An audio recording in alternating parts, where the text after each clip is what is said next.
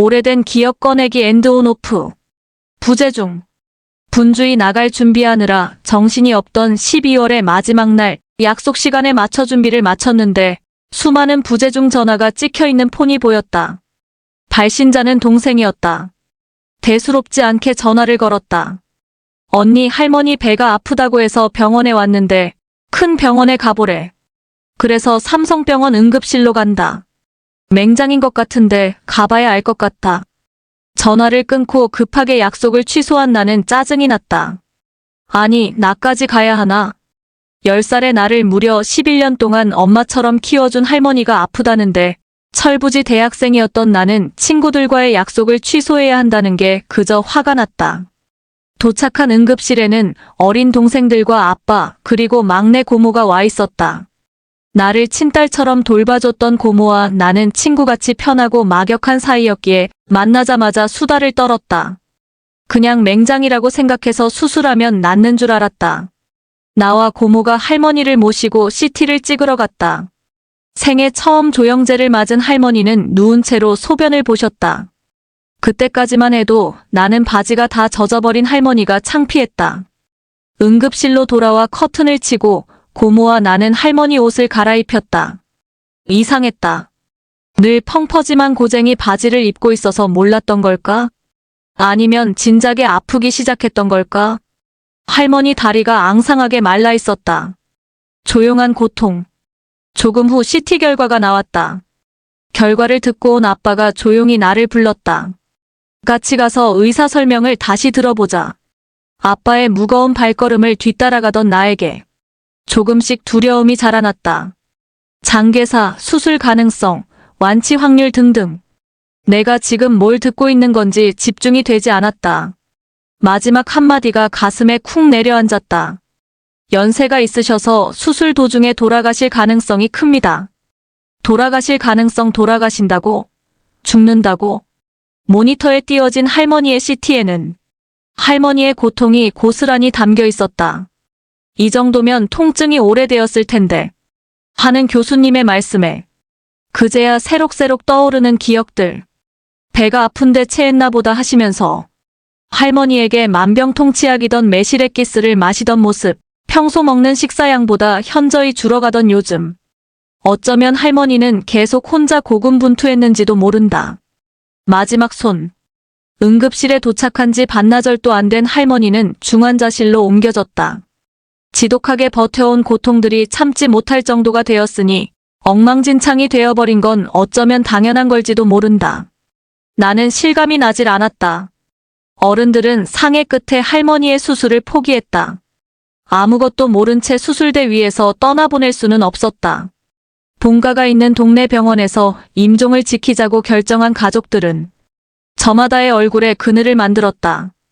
구급차로 옮겨지는 할머니 곁엔 나와 고모가 탔다. 할머니의 얼굴이 고통으로 일그러졌다. 내 마음도 같이 일그러졌다.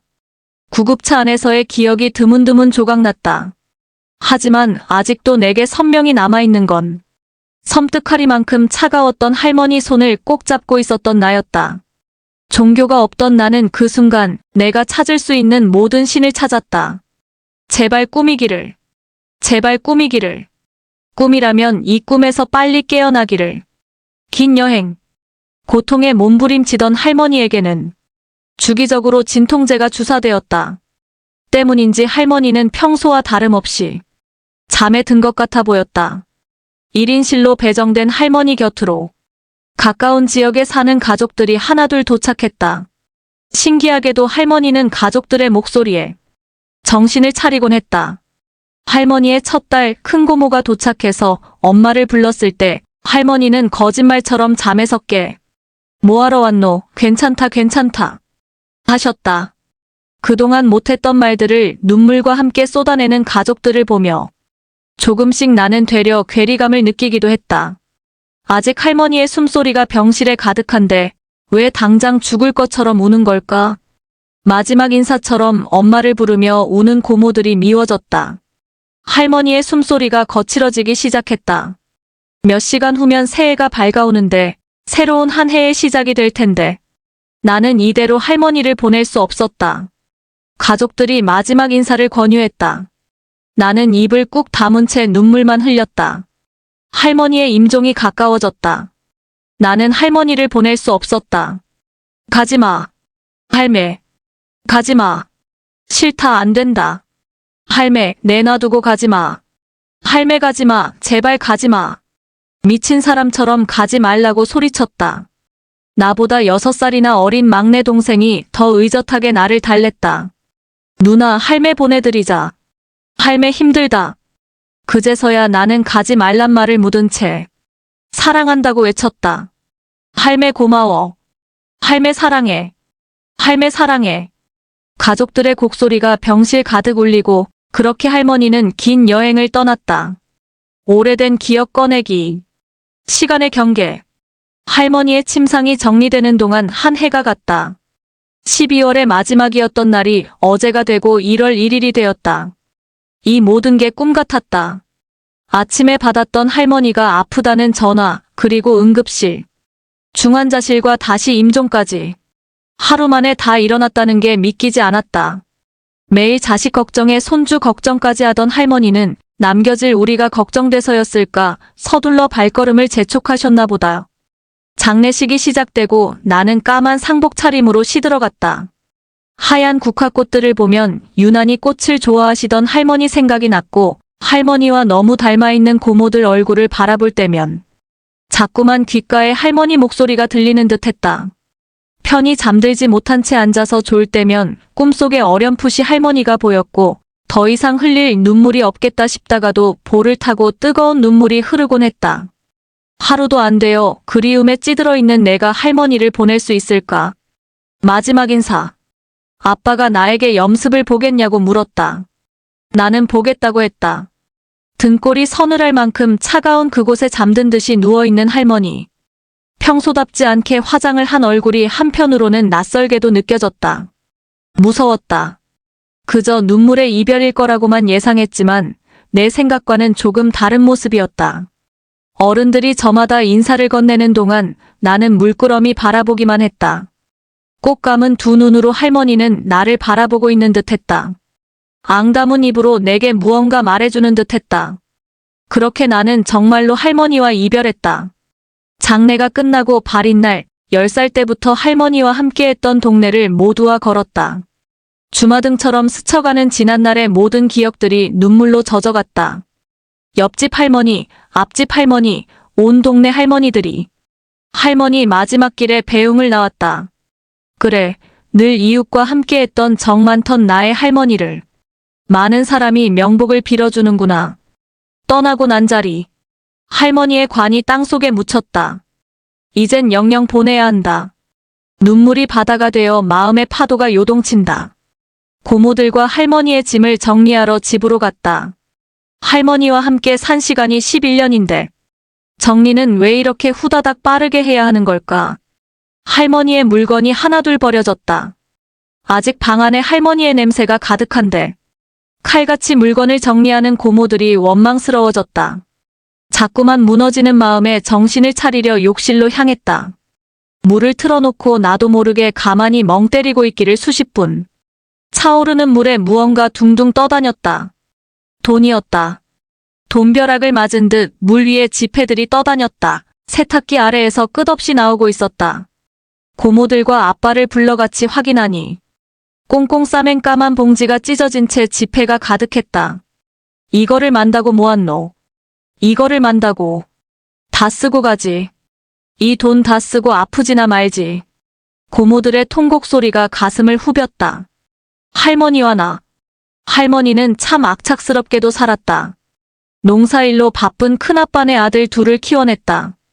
그리고 또 이혼한 아빠의 3남매, 우리를 키워냈다.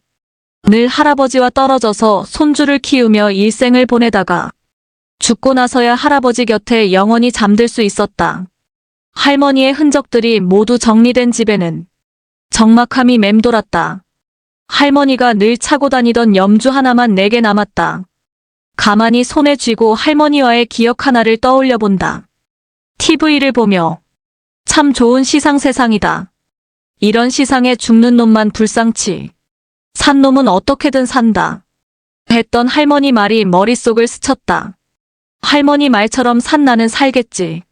앞으로의 매일을 살아가겠지. 그리움에 사무치는 날은 눈물도 흘릴 테고 추억의 날로 돌아가기도 하겠지. 그러면서 살겠지. 나는 할머니 없이 살겠지. 그러나 분명한 건 살아도 마음속엔 늘 할머니를 담은 채 살 것이다. 내 삶 곳곳에 녹아있는 할머니와 더불어 살아갈 것이다. 오래된 기억 꺼내기 3온오프. 작은 동물원. 어린 시절 나는 시골에 살았다.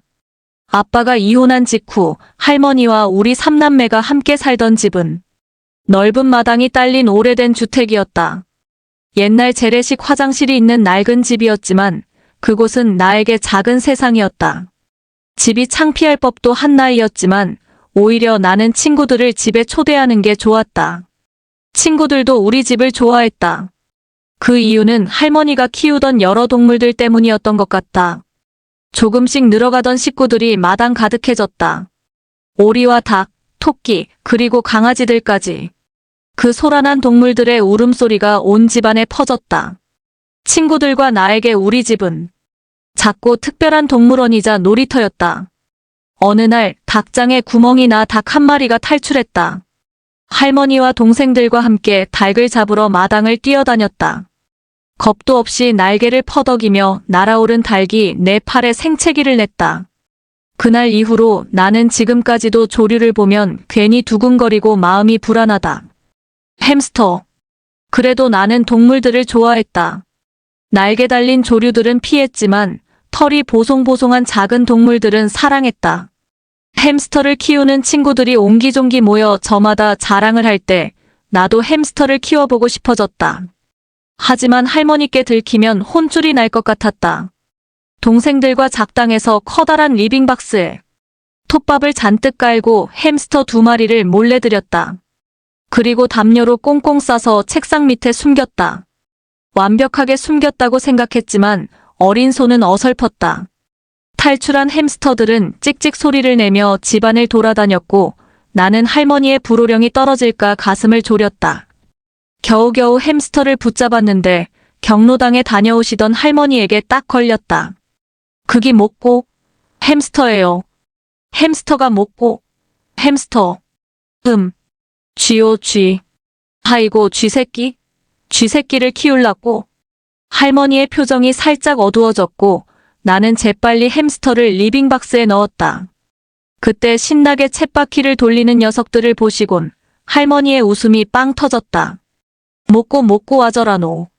쳇바퀴 돌리는 거예요. 지들끼리 노는 거예요. 내 시나리오는 할머니께 혼나고 햄스터가 버려지는 거였는데 오히려 할머니는 햄스터의 쳇바퀴 돌리는 모습에 반의 녀석들을 귀여워해 주셨다. 아찌와 아싱. 시골 잡종이라는 말이 있다. 시골 잡종이라는 단어가 그럴싸한 품종처럼 들리도록 발음을 꼬아 만든 유희어인데 그 당시 우리 동네에 있는 개들은 다 시고르자부종이었다. 우리 집에도 그런 시고르자부종 2마리가 있었다. 할머니는 그냥 똥개라고 불렀고 딱히 이름도 없이 그저 그렇게 함께 지냈다. 하지만 어린 마음에 우리 삼남매는 하얀 털의 여자아이에게는 아찌, 하얀 바탕의 얼룩갈색, 털이 섞인 남자아이에게는 아싱이라는 이름을 붙여주었다.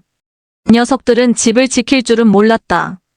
그저 사람이 좋고 사랑이 많았다. 낯선 사람이 와도 경계는커녕 꼬리를 흔들며 반가워하기 바빴다.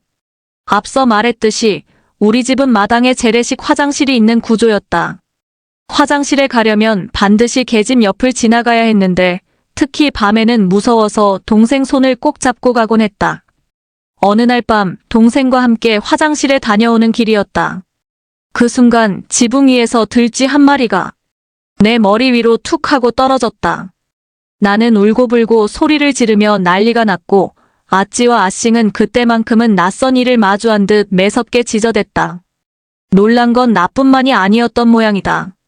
지붕을 걷던 들쥐도 허둥지둥 방향을 잃고 헤매기 시작했고 결국 아찌와 아싱이 그 들쥐를 잡아냈다.